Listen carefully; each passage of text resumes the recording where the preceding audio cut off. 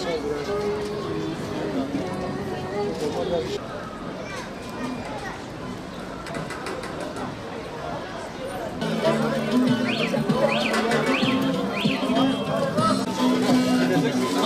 yakar, deniz boğar, çıkar insan kalmak zor.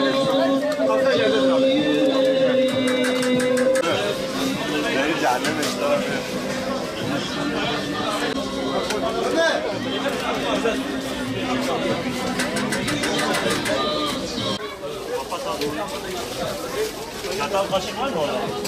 Bir ikimiz yiyelim. Tamam. Ben kaşık alacağım.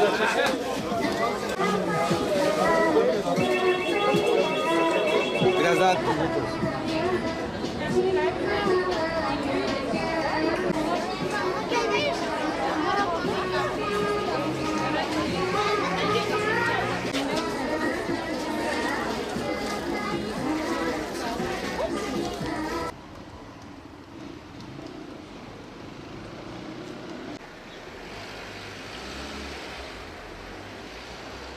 Batman Umut Kervanı olarak her yıl geleneksel hale getirdiğimiz yetim ve muhtaçlara umut ol temasıyla kermes düzenliyoruz. Bu sene de yetim ve muhtaçlara umut ol temasıyla düzenleyeceğimiz kermesimiz 6 Ekim Cuma günü başlayıp 10 Ekim Salı gününe kadar devam edecektir. Kermesimiz Batman Merkez Atatürk Parkı yanında 5 gün sürecektir.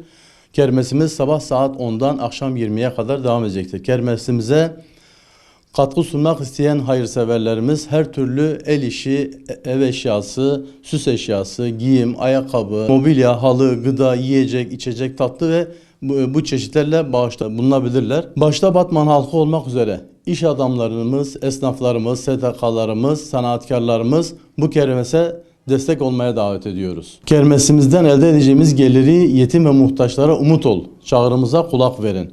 Bu onların yüzlerinin gülmesine vesile olacaktır. Ve bu size ahiret azı olarak geri dönecektir. Bu vesileyle şimdiden katkı sunan ve destek veren tüm hayırseverlerimize teşekkür ediyoruz. Allah hayırlarını kabul etsin.